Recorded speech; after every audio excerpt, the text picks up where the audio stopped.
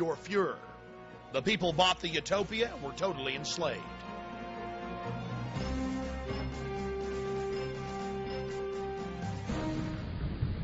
Yesterday, December 7th, 1941, a date which will live in infamy, the United States of America was suddenly and deliberately attacked by naval and air forces of the Empire of Japan. It may have been a surprise attack to the American people, but not to the federal government and the military. Months before the attack, they knew the Japanese were preparing for an all-out assault in the Pacific. And now even the History Channel admits, as well as any other historical record, that Roosevelt, 12 days before, knew the actual date of the attack. They had Admiral Yamamoto's communique saying on the morning of December 7th, we'll attack the Pacific Fleet at Pearl Harbor and deal a death blow. Roosevelt had campaigned on keeping America out of the war.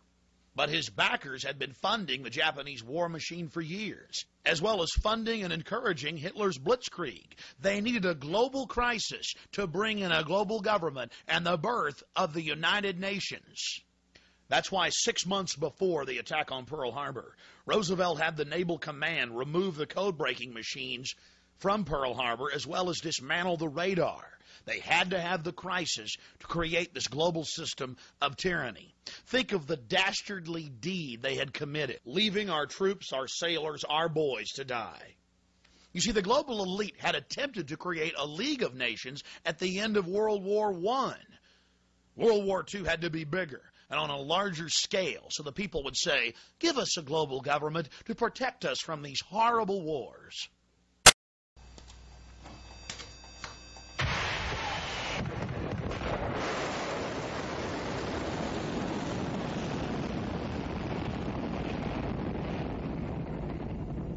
Good evening, my fellow citizens. This government, as promised, has maintained the closest surveillance of the Soviet military buildup on the island of Cuba.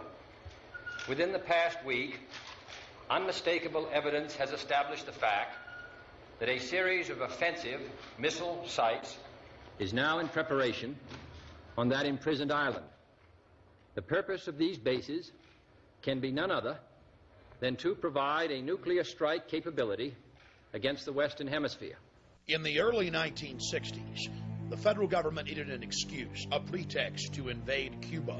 Seldom do we see examples as sterling as the Northwoods document, where the federal government actually put the plan to paper. It was actually carried in published media reports in ABC News and, of course, the Baltimore Sun. The federal government proposed blowing up airliners full of Americans, saying that casualty lists in U.S. newspapers would cause a helpful wave of indignation. The mad general, the architect of this plan, was General L.L. Lemonster, Chairman, Joint Chiefs of Staff. He got approval for his Faustian plan all the way up to the Secretary of Defense. President Kennedy was not amused. In the plan, they elaborated on how they could bomb Washington, D.C. and blame it on Cuba. Attack Marines at Guantanamo Bay using U.S. Army soldiers dressed up as Cubans. Or, they said, just like the sinking of the Maine to get into the Spanish-American War, we could blow up a ship again. Here they are admitting the problem-reaction-solution system and how effective it is to motivate the American people to get them behind a war, a nuclear war with Cuba and the Soviet Union.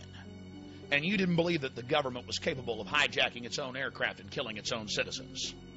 President Kennedy had always been a servant of the elite, but he was so shocked by the Northwoods document that he signed Executive Order 11110 shortly before his death, announcing that he would abolish the Federal Reserve System. He also began to pull us out of Vietnam and signed an order to abolish the CIA. It was at that point that he was assassinated. You see, he had decided to be a leader of the people, to defend their interest, and the New World Order couldn't allow that to happen.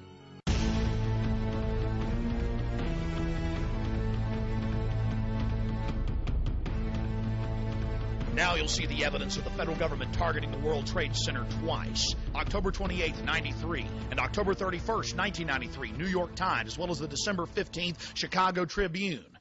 The federal government was actually caught on tape by their informants, ordering them to let the bombing go forward, to cook the bomb, to give the terrorists the detonators, to create yet another crisis, this time to usher in a police state and a war upon the American people.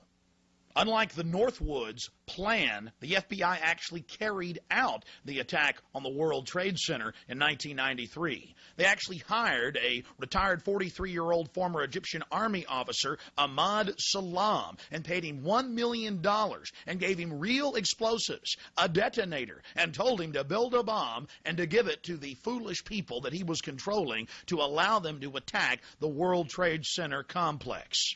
There was only one problem with their plan. Mr. Salam was not as ruthless and sociopathic as the FBI and their globalist controllers. He began to get very concerned right before and, of course, after the attack, saying, "Why are you giving me real explosives if this is just a sting operation?" When they told him to go ahead and let the attack go forward, he secretly recorded the head of the FBI in New York ordering him to let the bombing take place.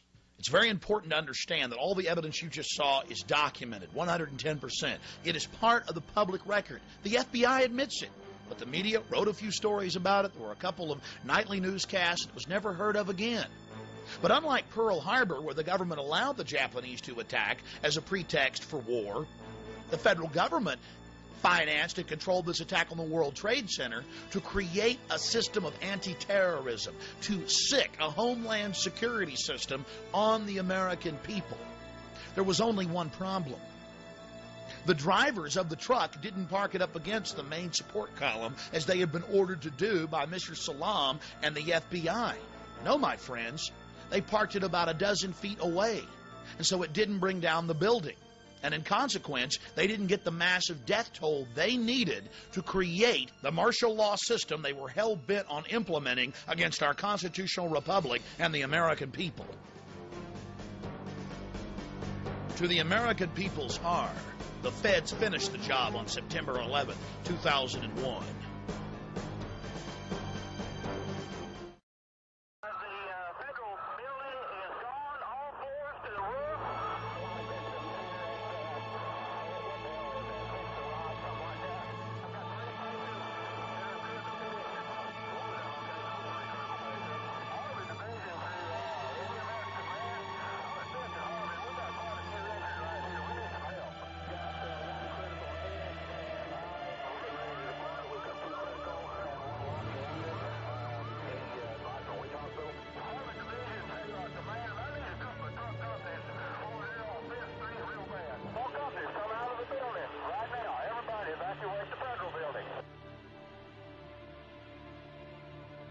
April 19, 1995, in downtown Oklahoma City, multiple bombs ripped through the Alfred P. Murrah Federal Building.